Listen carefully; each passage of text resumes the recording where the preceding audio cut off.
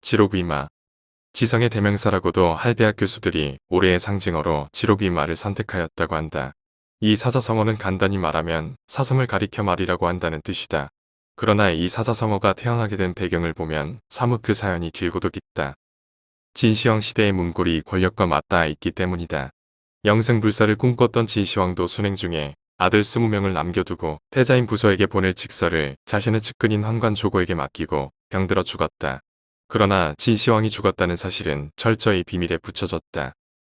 이 사실을 알고 있는 사람은 오직 직서와 옥새까지를 쥐고 있는 환관 조고와 정승인 이사와 이들을 수행하고 있던 몇 명의 환관뿐이었다. 이 기회를 틈타 조고는 이사를 설득하여 거짓 직서를 꾸며 패자로 하여금 자결토록 하고 후궁의 소생인 나이 어린 호해를 이세 황제로 추대하였다. 이때부터 조고는 이세 황제를 궁중 깊숙한 곳에서 환락에 빠지도록 유도하고 정승 이사에게까지도 황제에게 접근할 수 있는 통로를 차단하였다. 이에 이사가 황제에게 아무도 모르게 조고를 탄핵하는 편지를 올렸다. 러자 이사에게 돌아온 황제의 말은 기대와는 정반대의 것이었다. 조고가 비록 환관 출신이지만 충절과 신의가 있는 사람으로 사람됨이 청렴하고 아래로는 민정을 알고 이로는 짐의 뜻에 따르고 있어.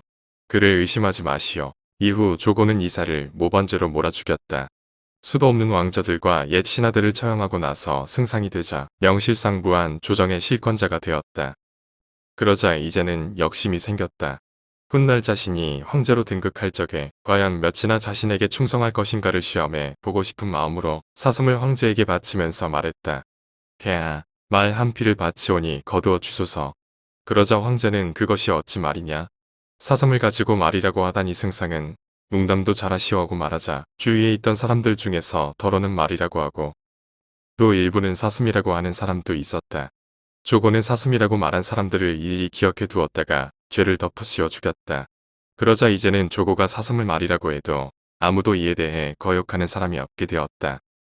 훗날 조고는 이세 황제를 협박하여 자살토록 하고 자신의 손으로 자결시킨 부소의 아들을 3세 황제로 삼았으나 이번에는 3세의 손에 조고 자신이 죽었다.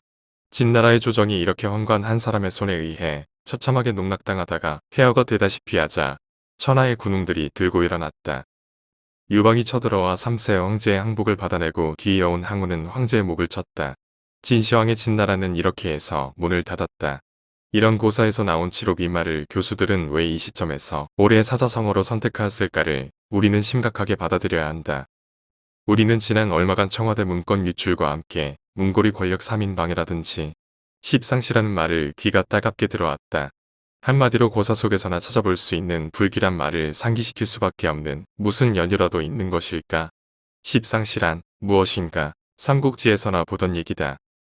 후한의 광무제 이후 많은 황제들이 어린 나이로 제위에 오르자 그를 돌봐주고 있던 수많은 환관 내시들이 황제를 대신하여 정무를 전행하고 있었으니 나라의 기강은 엉망이 되고 민심은 이반하여 황건적인 안이 일어났다.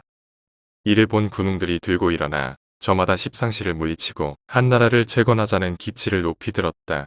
이때 여포나 동탁의 무리들에 뒤이어 조조와 유비와 손권으로 천하가 3분되는 삼국지의 역사가 전개되는 과정을 소설로 읽었다.